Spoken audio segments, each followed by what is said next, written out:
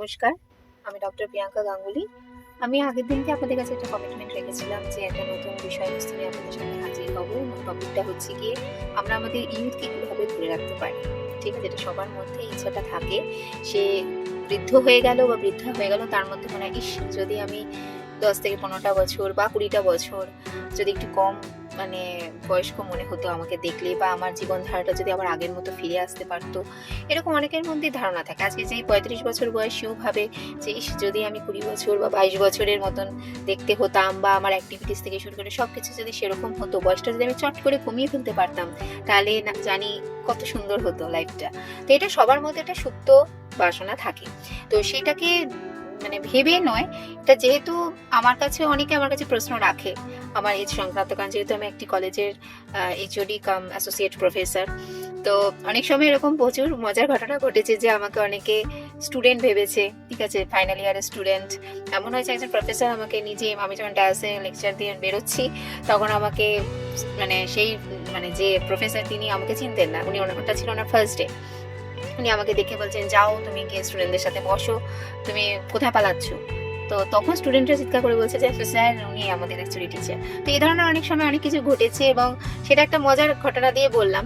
তো এজটাকে ধরে রাখাটার মধ্যে কোনো অন্যায় কিছু নেই, বা সেই ধরনের ইচ্ছা থাকাটার মধ্যেও কোনো খারাপ কিছু নেই।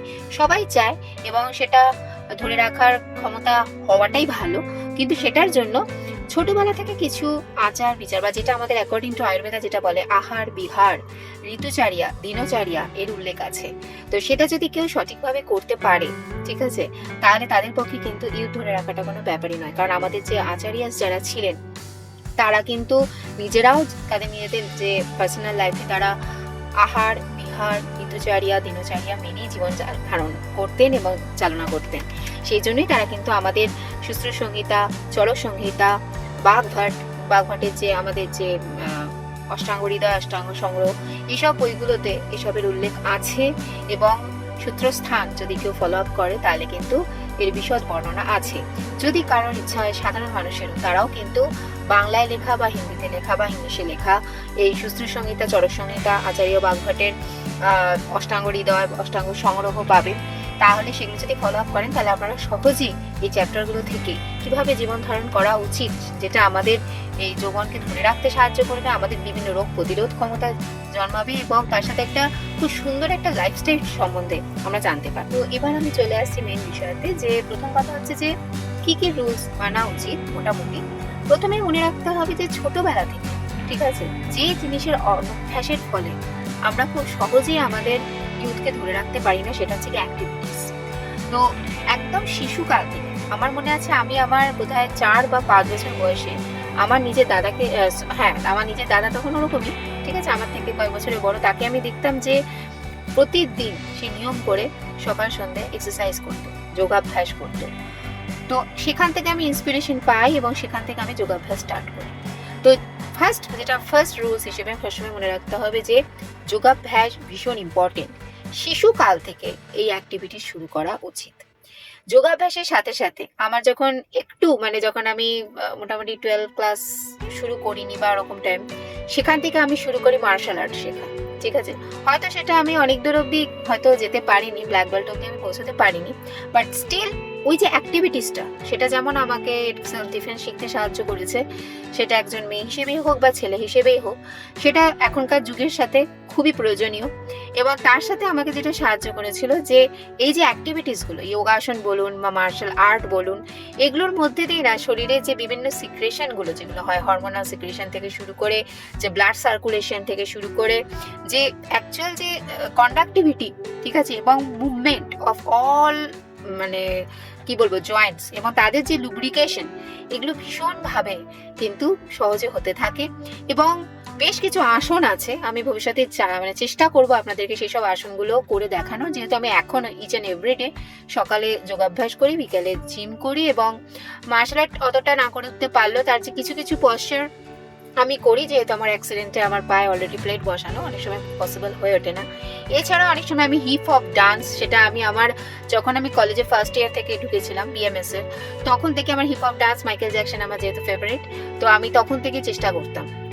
তো সেই যে অ্যাক্টিভিটিসগুলো, সেই যে ডান্সের মুভমেন্টগুলো, ঠিক আছে, সেটা করার ফল তার মানে আমি যেটা বলতে চাইলাম অ্যাক্টিভিটিস, তাই সেটা যোগাসন তো মাস্ট, কারণ যোগাসনের সাথে সাথে থাকে হচ্ছে প্রাণায়াম। যে প্রাণায়ামের সাথে কি হচ্ছে প্রচুর পরিমাণে অক্সিজেন, যে কাছে আমাদের শরীরে বিভিন্ন, কারণ আমরা যে শ্বাস প্রশ্বাস নিই, ছাড়ছি, শ্বাস নিচ্ছি, মানে ইনহেল করছি, এক্সহেল করছি, তাতে কিন্তু আমরা কোনো প্রেশার দিই না, একটা সাডেন অ্যামাউন্ট অক্সিজেন সমানে ঢুকছে বেরোচ্ছে। কিন্তু আমি যদি ডিপ ব্রিথ করি, তার মধ্যে দিয়ে যে প্রচুর পরিমাণে অক্সিজেনকে আমি জাস্ট ফোর্সফুলি ভেতরে ঢোকাচ্ছি এবং ফোর্সফুলি আমি কিছুটা কার্বন ডাই অক্সাইডকে বার করছি, এই যে প্রসেসটা, এটা কিন্তু যেটা করছে আমাদের শরীরের মধ্যে যদি কোথাও কোনো ব্লকেজ থাকে, প্রচুর যে চ্যানেলসগুলো থাকে তার মধ্যে properly oxygen circulation as well as আমাদের অক্সিজেনেটেড ব্লাড আরও বিভিন্ন অর্গানসগুলোতে পৌঁছানো, যেটা আমাদেরকে নতুন করে উজ্জীবিত করছে। তো এটা কিন্তু ভীষণ জরুরি, এই জন্য প্রাণায়াম এই কারণে জরুরি, যেটা আমাদের ইউথনেস নিয়ে আসে, আমাদের প্রত্যেকটা টিস্যু সেলের মধ্যে প্রপারলি সেই অক্সিজেন পৌঁছানোর একটা সম্ভাবনা থাকে যদি আমরা প্রতিদিন প্রাণায়াম অভ্যাস করি। এই জন্য যোগাসন এবং প্রাণায়াম খুব ইম্পর্টেন্ট। আজকে যেমন ধরুন আমরা যে শুধু জিম করি বা এমনি এক্সারসাইজ করি, ঠিক আছে, ফ্রি হ্যান্ড, তার মধ্যে দিয়ে আমাদের অনেক কিছু পশ্চার কিন্তু বাদ যায়, যেটা কিন্তু ইউথের জন্য ভীষণ জরুরি। কারণ আমাদের যে পিটুইটারি গ্ল্যান্ডস আছে বা আদার্স যত রকমের গ্ল্যান্ডস আমাদের শরীরকে মানে বিভিন্ন সিক্রেশনগুলোতে হেল্প করে, সেক্ষেত্রে যেটা আমাদের সবচেয়ে বেশি ইম্পর্টেন্ট, যে মেডুলার পন্সের সাথে সাথে আমাদের যে স্পাইনাল কর্ড যাকে বলে, স্পাইনাল কর্ডের মুভমেন্ট যদি কোনোভাবে রেস্ট্রিক্টেড হয়ে যায়, দেখবেন কিছু মানুষ আছে যারা একটু বেন্ড হয়ে চলে, বা তাদের টেন্ডেন্সি, তাদের হয়তো কোনো ডিসঅর্ডার নেই কিন্তু তাদের একটা টেন্ডেন্সি হচ্ছে একটু বেন্ড হয়ে চলাফেরা করা বা সবসময় কুঁজো হয়ে থাকা। তো এটা ভীষণ ব্যাড পশ্চার, কারণ এটাও কিন্তু অনেক সময় আমাদের যে বয়সকে বাড়িয়ে দিতে সাহায্য করে। কারণ প্রপার যে সিক্রেশন হবে, একটা জিনিস একটা স্ট্রেট অবস্থায় থাকলে পরে, তার যে পশ্চারে থাকলে আদার্স যে আশেপাশের যে সারাউন্ডিং যে অর্গানসগুলো, তাদের যে কার্যকলাপ সেটা মানে সঠিকভাবে চলতে পারে। হঠাৎ করে যদি আমার পশ্চারটা চেঞ্জ হয়ে যায়, হঠাৎ করে যদি স্পাইনাল কর্ডটা বেঁকতে থাকে আমার নিজের দোষে, সেক্ষেত্রে আশেপাশে যে অর্গান সেগুলোর উপর চাপ পড়ে, প্রপার যে সিক্রেশনগুলো বন্ধ হয়, ফলে অ্যাক্টিভিটি কমতে থাকে এবং খুব সহজেই এজ আপনার বাড়তে পারে। তো সেই কারণে এই পশ্চারটা আরো ভালো মেনটেন হয় যোগাসনের মাধ্যমে। কারণ যোগাসনের অনেক কিছু যোগা আছে, ঠিক আছে, যেগুলোর মাধ্যমে আমরা খুব সহজে টুইস্ট করাতে পারি আমাদের পুরো, যেমন শশাঙ্গাসন থেকে শুরু করে উষ্ট্রাসন থেকে শুরু করে, এছাড়াও আমরা যে সর্বাঙ্গাসন করি, হলাসন করি, প্রত্যেকটার ক্ষেত্রে আমাদের কিন্তু মানে এই পুরো টুইস্টিংটা হয়ে থাকে, যেটা ভীষণ ভীষণ দরকার, ঠিক আছে। তো ছোটবেলা থেকে এইসব আসনগুলো অভ্যাসের ফলে খুব সহজেই প্রপার সিক্রেশন, যেটা আমাদেরকে ইউথটাকে ধরে রাখতে পেরেছে, ঠিক আছে, 1 নম্বর। 2 নম্বর পয়েন্ট হচ্ছে গিয়ে আসন প্রাণায়ামের কারণটা তো আমি বললামই, তাহলে একটা হচ্ছে যোগাসন হোক, তার সাথে হচ্ছে ধরুন মার্শাল আর্ট হোক বা ডান্স হোক, ঠিক আছে। ডান্স মানে খুব স্লো রিদমের ডান্স করে দরকার নেই, ও খুব বেশি এফেক্টিভ হয় না। একটু তার মধ্যে যদি একটুখানি হিপ হপ বা একটু ব্রেক ডান্স বা যেগুলো স্ট্রিট ডান্স বা যার মধ্যে অ্যাক্টিভিটিস থাকবে অ্যাটলিস্ট, যেটার মধ্যে স্লো রিদমের ডান্স আমি বলছি না, একটু দরকার আছে। কারণ সেটা যেমন আমাদের ক্যালোরি কমাতেও সাহায্য করে, অ্যাজ ওয়েল অ্যাজ সেটা আমাদের কিন্তু ফুল বডি ব্লাড সার্কুলেশনে ভীষণভাবে হেল্প করে। এটা তো হয়ে গেল আমাদের কিছুটা বিহারের একটা পার্ট। দ্বিতীয় পয়েন্ট যেটা আমি ভীষণভাবে বলবো সেটা হচ্ছে নিদ্রা, যেটাকে অ্যাভয়েড করার কোনো জায়গাই নেই। 8 ঘন্টা ঘুম সবার জন্য নির্দিষ্ট, প্রায় সবার জন্যই। বাচ্চাদের ক্ষেত্রে আলাদা কথা, ওরা চাইলে 16 ঘন্টা ঘুমোতে পারে, 18 ঘন্টা ঘুমোতে পারে, 22 ঘন্টা ঘুমোতে পারে। কিন্তু একটা বয়সের পর আমি দেখেছি, আমার বন্ধু বান্ধবদেরকেও দেখতাম, প্রচুর রাত জেগে তারা কি করতো, মোবাইল নিয়ে বসে থাকে, মোবাইলে কি সাতার মাথা এই গল্প দেখছে সেই গল্প দেখছে বা কারোর সাথে চ্যাট করছে। আমার নিয়ম চিরকালই, আমার ছোটবেলা থেকে নিয়মটা, একটা এক্সেপশনাল ঘটনা হলে আলাদা কথা, বাড়ি থেকে অসুস্থ বা বিশাল কোনো প্রয়োজন পড়েছে, কোনো পেশেন্ট বা সেরকম কিছু না হলে আমার টাইম খুব নির্দিষ্ট। আমি মোটামুটি চেষ্টা করি যে এডিটিং যদি থাকলো আলাদা কথা, তাও আমি চেষ্টা করি, রাত জেগে এডিটিং আমার পোষায় না। ভোরবেলা 5:30 থেকে 6টার মধ্যে আমার ঘুম ভাঙে। এবার আমি কখনো উঠি না উঠি ডিফারেন্ট ব্যাটার, কিন্তু সেটাকে ক্যালকুলেট করে তার 6 ঘন্টা আগে সাধারণত আমি ঘুমাই। 11:30 থেকে 11:30। এখন শীতকাল পড়ার পর থেকে কখনো আমি 10টাতে ঘুমিয়ে পড়ি, 10:30। তো চেষ্টা করতে হবে 10টা থেকে 11টার মধ্যে শুয়ে পড়াটা মাস্ট, খুব বেশি প্লাস মাইনাস হলে 11:30। আর যত ভোরে ওঠা যায় তত একটা ফ্রেশ অক্সিজেন যেমন ইনহেল করা যায়, তার সাথে সাথে জীবনের যে শুরুটা, একটা দিনের শুরুটা অনেক আগের থেকে হয়, ফলে অনেক কাজ অনেক ফাস্ট এগোয় এবং টাইম ম্যানেজমেন্ট অনেক সহজ হয়ে যায়।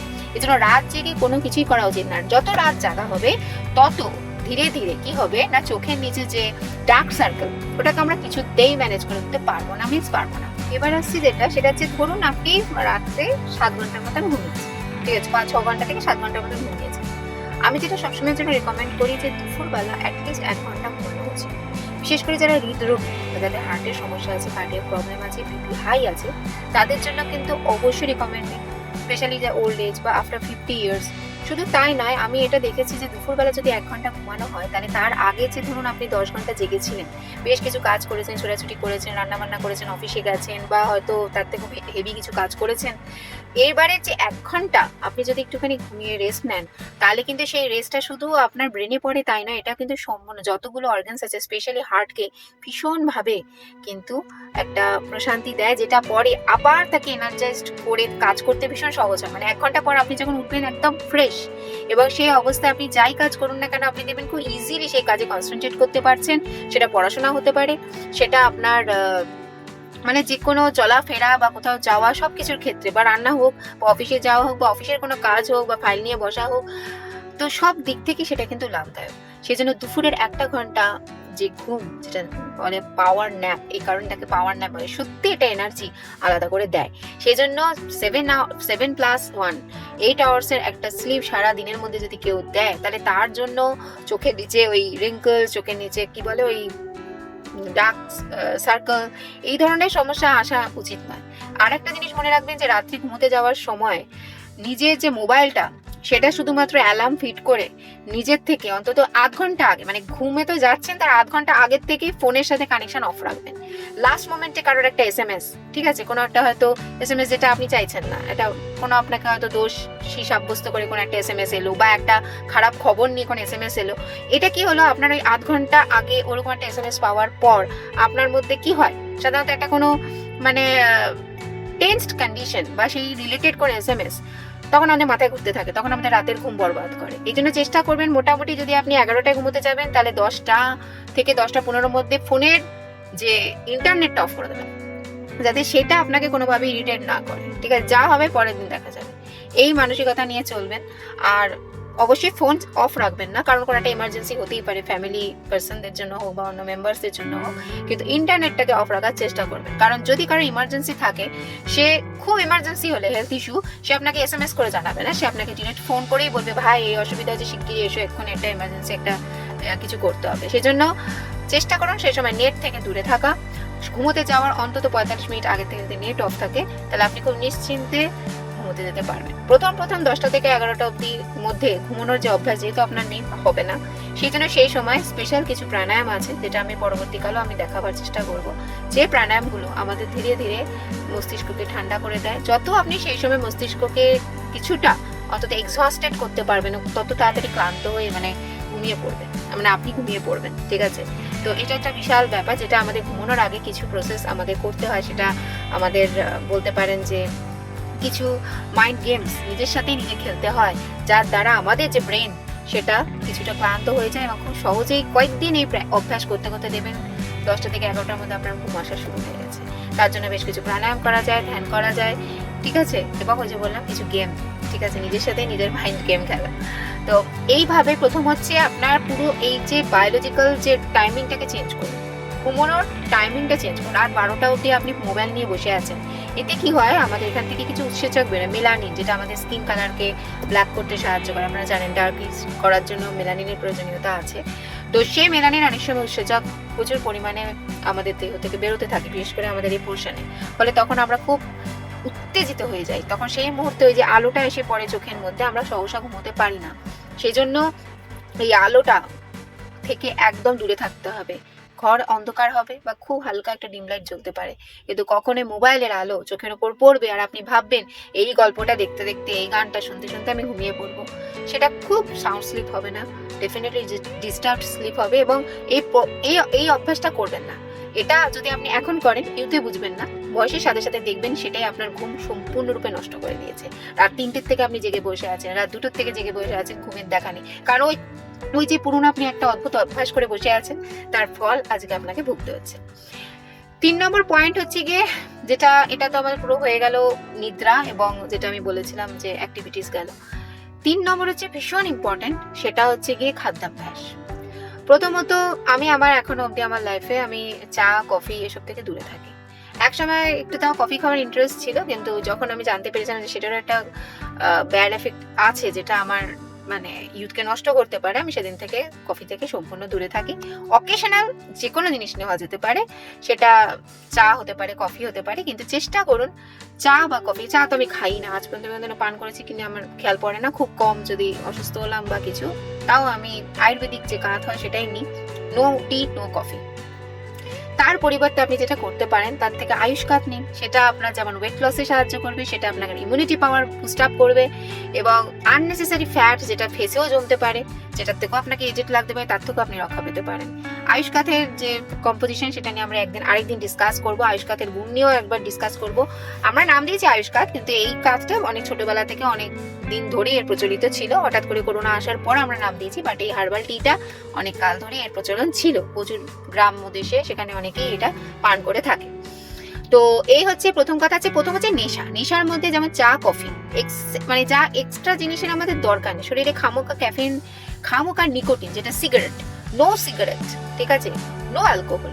আমি আজ পর্যন্ত নো অ্যালকোহল নো সিগারেট। হ্যাঁ, আমাকে শুটিং এর কারণে আমাকে অনেক সময় সিগারেট ব্যবহার করতে হচ্ছে, সেটা হার্বাল সিগারেট, সেটা আমি নিজের হাতে বানানো। আর কয়েকটা যখন সম্ভব হয়নি তখন আমি অনলাইন থেকে কিছু হার্বাল সিগারেট কিনেছিলাম, যার কম্পোজিশনে ছিল যষ্টি মধু, যার কম্পোজিশনে ছিল বাসক পাতা, কম্পোজিশনে ছিল সাধারণত আমাদের কি বলে ওটাকে, ব্রাহ্মী, মানে যা কিছু আমাদের ব্রেন এবং আমাদের লাংসের জন্য ভালো, তাই দিয়ে তৈরি হার্বাল সিগারেট। একদিন এটা নিয়েও ডিসকাস করব।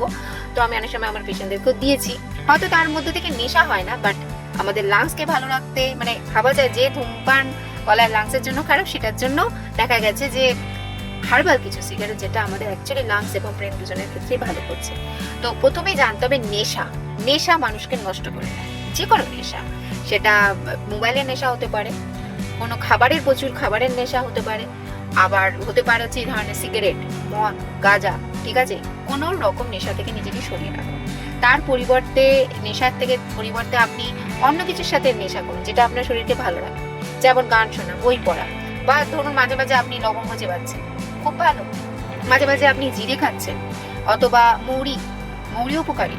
তো এই ধরনের কিছু কিছু জিনিসের নেশা ভালো, যার কিন্তু খুব বেশি সাইড এফেক্ট নেই, কিন্তু আপনারা যে নেশাটা করছেন সেটা আপনার ইউথকে খুব সহজেই কেড়ে নিচ্ছে, ঠিক আছে।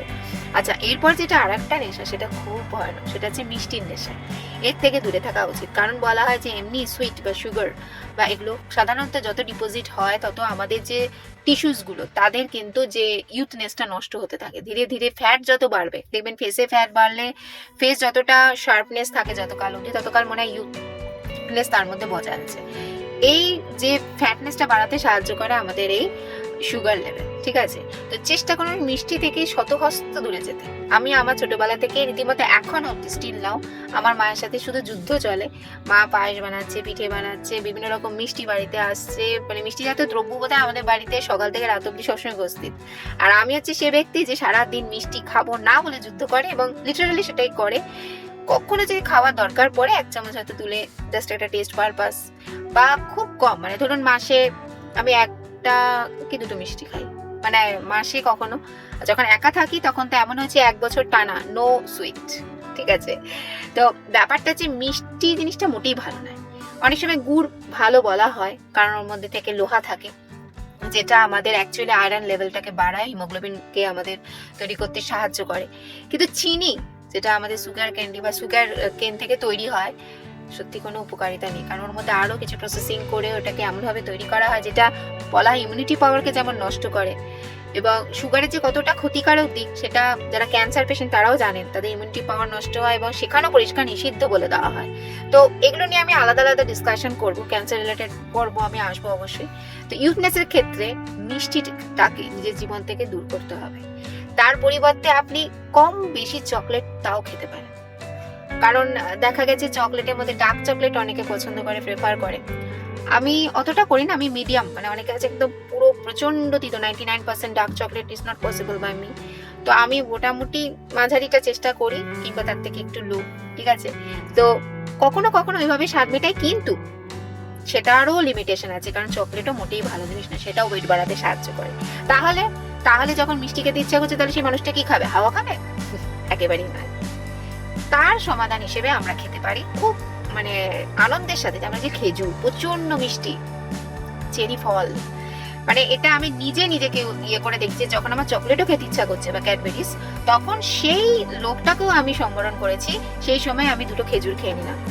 অ্যাটলিস্ট সুক্রোজ বা ফ্রুক্টোজ আমাদের যে ক্ষতি চিনি বা মিষ্টি বা চকলেট করছে, তার থেকে অনেক মানে অনেক অনেক অনেক মানে কম করে থাকে, এবং সেটা বরঞ্চ আমাদের দরকার। একটু এনার্জি না পেলে, একটু যদি সুগার লেভেল শরীরে না ঢোকে, তাহলে আমাদের ব্রেনও কাজ করবে না। ব্রেন কাজ করতে গেলে মিনিমাম একটুখানি দরকার আছে, ঠিক আছে?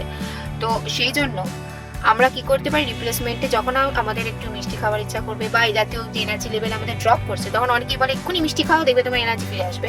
আমি বলবো ড্রাই যে ফ্রুটস আছে, যেমন অ্যালমন্ড, নর্মাল নাটস, খেজুর, ঠিক আছে, বা ডেটস, তারপর কিশমিশ, ঠিক আছে, এই ধরনের জিনিসগুলোকে একটা বাটির মধ্যে ভরে রাখুন, সাথে রাখুন, ক্যারি করুন। যখনই মনে হচ্ছে যে স্ট্রেংথ ড্রপ করছে, মানে কোনোভাবে আমি আর এনার্জি পাচ্ছি না, এনার্জি লেভেল, হ্যাঁ, অ্যাটলিস্ট আপনার এইটুকুন জানবেন ভিটামিন, সাধারণত এর মধ্যে ভিটামিন ই রয়েছে।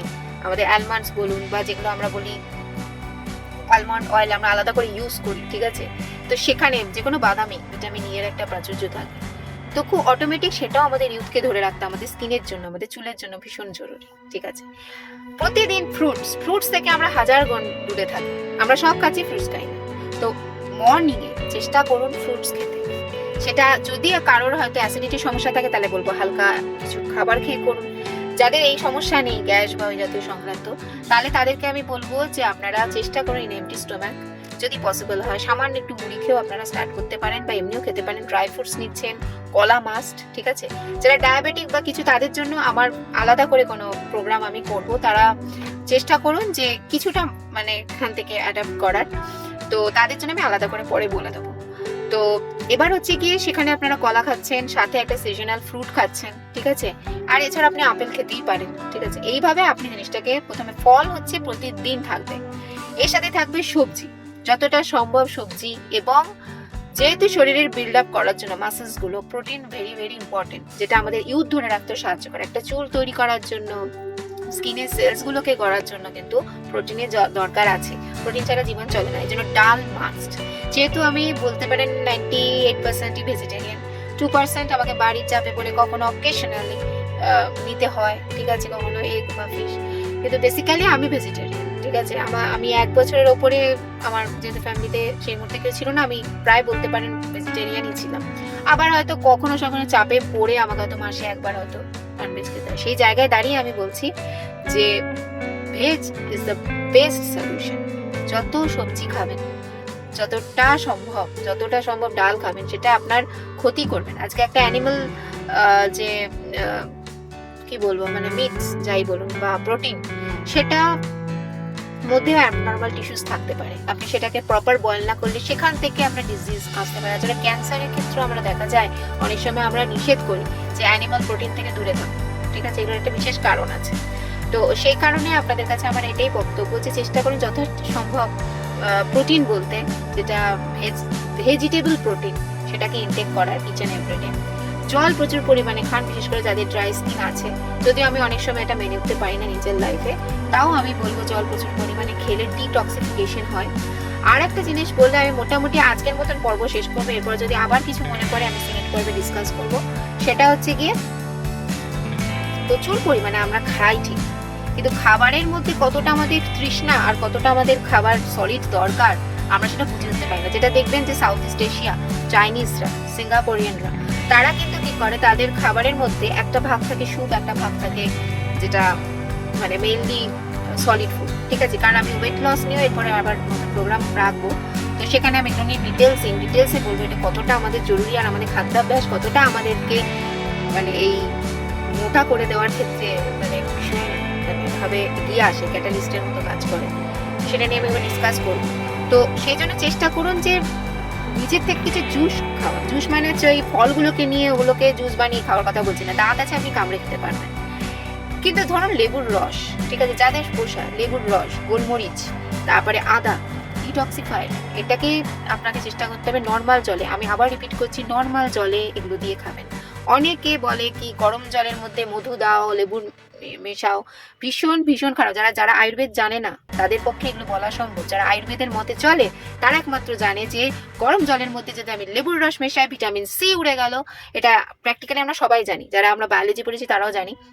আর গরম জলের মধ্যে মধু মেশালে মধু ইটসেলফ প্রচন্ড গরম, আরো গরম মেশাতে মিশলে পরে শরীর গরম হয়, তার থেকে রক্ত দূষিত হয়। রক্ত দূষিত হয় কারণ হচ্ছে পিত্ত বেড়ে যায়, যেটা আমাদের স্কিন ডিজিজ করতে সাহায্য করে। লিউকোডার্মা বা হোয়াইট ভিটিলিগো ফর্ম করতে পারে যদি আমি গরম জলের মধ্যে মধু আর লেবুর রস মিশিয়ে খাই। এরকম প্রায় 2 থেকে 3টে কেস আমি আমার নিজের চোখের সামনে দেখেছিলাম। So be careful. যেখান থেকে সেখান থেকে টিপস দেখে করবেন না। আয়ুর্বেদিক ডক্টর, প্রপার যারা ডক্টর স্পেশালি আয়ুর্বেদিক, কারণ তারাই একমাত্র গাছপালার ব্যাপারটা বোঝে। আমরা যেমন পারবো না মডার্ন সায়েন্সের অত কেমিক্যালস গুলো বুঝতে, কিন্তু আমরা গাছপালা জানবো। আবার যারা কেমিক্যালস বোঝে তাদের কাছে আপনারা যান, তাদের কাছে ডায়েট বুঝতে গেলে জগা খিচুড়ি বাঁধবে। ঠিক আছে, যার যেটা এক্সপার্টাইজ তার কাছে যাওয়া উচিত, এটা সবসময় মেনে নিতে হবে। ঠিক আছে, কারণ 4.5-5 বছর ধরে আমরা গাছপালা নিয়ে আমরা পড়াশোনা করছি, তাই তার গুণ সম্বন্ধে জানার ক্ষমতাটা আমাদের অনেক বেশি। সেই জন্য এটা মাথায় রাখবেন। সেই জন্য সবসময় এটা ডিটক্সিফাইড ওয়াটার, যেটা আপনি জুসের মতন করে বানিয়ে খেতে পারেন দিনে 2 থেকে 3 বার, 2 বারও খেতে পারেন, 3 বারও যদি নাও পসিবল হয়। তেঁতুল জল, তার মধ্যে বিট লবণ দিয়ে, ধনেপাতা দিয়ে, যেটা আমাদের ফুচকাতে ইউজ করা, এই ধরনের যে জুসগুলো আপনি নিজে বাড়িতে বানিয়ে খেতে পারেন, আপনার কিন্তু ডিটক্সিফিকেশনের জন্য ভীষণভাবে কাজ করবে, বাউল মুভমেন্টে ভালো কাজ করবে। এগুলো নিয়ে আমি আবার পরবর্তীকালে অন্য ভিডিওতে বলবো। তো চেষ্টা করবেন প্রতিদিন অন্তত 2 থেকে 3 রকমের জুস যদি বানিয়ে খেতে পারেন, বা অ্যাটলিস্ট এক ধরনের জুস 2 বার করে খেতে পারেন, তাহলে সেটাও আপনার ডিটক্সিফিকেশন অ্যাজ ওয়েল অ্যাজ আপনার পুরো শরীরকে এনার্জাইজড করবে। ইউথ ধরে রাখাটা কোনো ব্যাপার না। সেই জন্য যা যা বললাম। আর একটা জিনিস মনে রাখবেন যে নেশার ব্যাপারটা যেরকম বলেছি, সেরকম এক তো হচ্ছে হাসি আনন্দের মধ্যে থাকার চেষ্টা করবে। স্ট্রেস টেনশন যদি আপনার মধ্যে থাকে, আপনি হাজার চেষ্টা করেও আপনার ইউথ ধরে সারাদিন চিন্তার মধ্যে আছে। বি কুল, বিন্দাস। লাইফে কোনো কিছু আমাদের হাতে নেই, কিচ্ছু আমাদের হাতে নেই। আমরা যেটা করতে পারি, আমরা খুব পজিটিভ থাকতে পারি। যা হবে দেখা যাবে। স্ট্রেস টেনশন এর মধ্যে থাকা যাবেই না। ঠিক আছে, আর কে কি বলছে এইসব শোনারই দরকার নেই। মনে রাখবেন আপনার লাইফ আপনার ডিসিশন, আপনার সবার কথা শুনবেন, ডিসিশন আপনি নিজে নেবেন। ঠিক আছে, তো এইভাবে যদি জীবনটাকে এগিয়ে নিয়ে যেতে পারেন, যদি আপনি বিন্দাস থাকেন, আপনি প্রতিদিন নিয়ম করে যোগাসন করছেন, ভোরবেলা উঠছেন, আপনার জীবনটাকে আপনি নিজের মতো এগিয়ে নিয়ে যাচ্ছেন, হাসি খুশি থাকছেন, আনন্দে থাকছেন, প্রপার খাওয়া দাওয়া মেনটেন করছেন। ঠিক আছে, ডায়েট নিয়ে আমি পরের ভিডিওতে বলবো কি ধরনের ডায়েট খাওয়া উচিত, কি না কি, সবটা একটা ভিডিওতে সম্ভব না। তো যদি আপনি লাইফটাকে সেভাবে এগিয়ে নিয়ে যেতে পারেন, কেউ ধরে রাখাটা এমন কোনো ব্যাপার না। তো বন্ধুরা, আমাদের প্রোগ্রাম প্রায় শেষের দিকে।